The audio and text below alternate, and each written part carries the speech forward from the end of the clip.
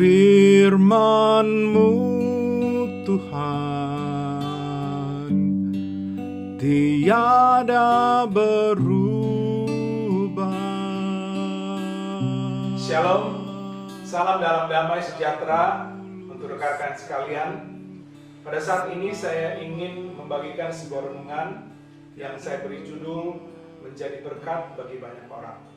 Kita akan mempelajari teladan daripada salah satu murid Tuhan Yesus yang bernama Andreas. Setiap kali nama Andreas ditulis atau disebutkan, maka ia selalu menjadi berkat bagi banyak orang dengan membawa jiwa-jiwa kepada Tuhan Yesus. Saya membagi renungan ini dalam beberapa bagian. Yang pertama, jadi berkat, bawa diri sendiri. Yohanes 1 ayat 35 sampai dengan 40 berbunyi, pada keesokan harinya Yohanes berdiri di situ pula dengan dua orang muridnya. Dan ketika ia melihat Yesus lewat, ia berkata, "Lihatlah anak domba Allah." Kedua murid itu mendengar apa yang dikatakannya itu, lalu mereka pergi mengikuti Yesus. Tetapi Yesus menoleh ke belakang. Ia melihat bahwa mereka mengikuti dia, lalu berkata kepada mereka, "Apakah yang kamu cari?" Kata mereka kepadanya, "Rabi," artinya guru, "di manakah engkau tinggal?" Ia berkata kepada mereka, "Marilah, dan kamu akan melihatnya." Mereka pun datang dan melihat di mana ia tinggal, dan hari itu mereka tinggal bersama-sama dengan dia.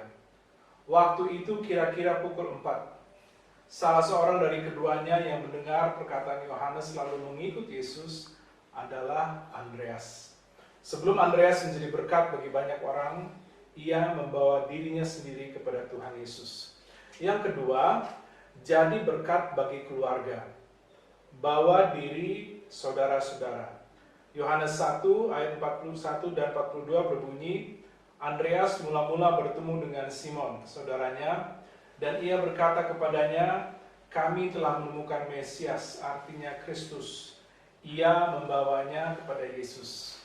Di sini kita lihat, setelah bertemu dengan Tuhan Yesus, orang pertama yang ia bawa kepada Tuhan Yesus adalah saudara kandung sendiri, yaitu Simon Petrus. Kemudian yang ketiga, jadi berkat bagi kelompok sendiri. Bawa diri serumpun. Artinya Andreas menjadi berkat bagi bangsa Yahudi.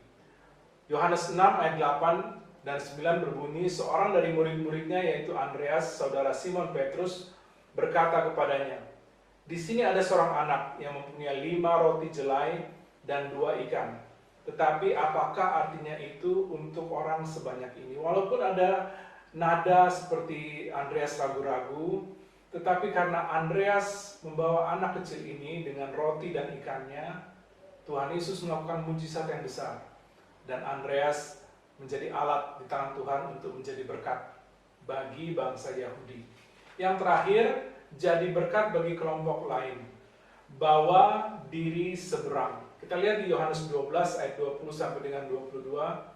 Di antara mereka yang berangkat untuk beribadah pada hari raya itu, terdapat beberapa orang Yunani. Orang-orang itu pergi kepada Filipus yang berasal dari Betsaida di Galilea. Lalu berkata kepadanya, "Tuan, kami ingin bertemu dengan Yesus." Filipus pergi memberitahukannya kepada Andreas.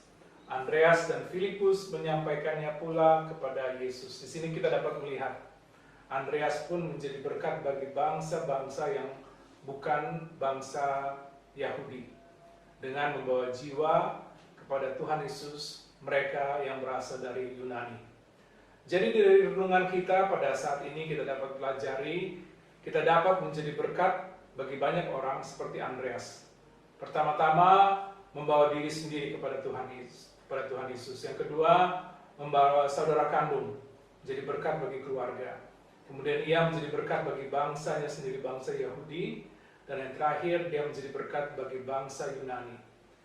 Tuhan Yesus kiranya memberkati pemberitaan dan penerapan firman-Nya. Haleluya. Amin. Tiap orang harus tahu, tiap orang harus tahu, tiap orang harus tahu siapa Yesus. Tiap orang harus tahu, tiap orang harus tahu, tiap orang harus tahu siapa Yesus. Yesus itu Tuhan kita, Maha kuasa dan benar. Hidup kita sukacita karena kasih-Nya besar. Sungguh indah nama Yesus, tiada pernah bercela. Tiap orang harus tahu, hanya Dia penebus, hanya Dia penebus. Firman-Mu Tuhan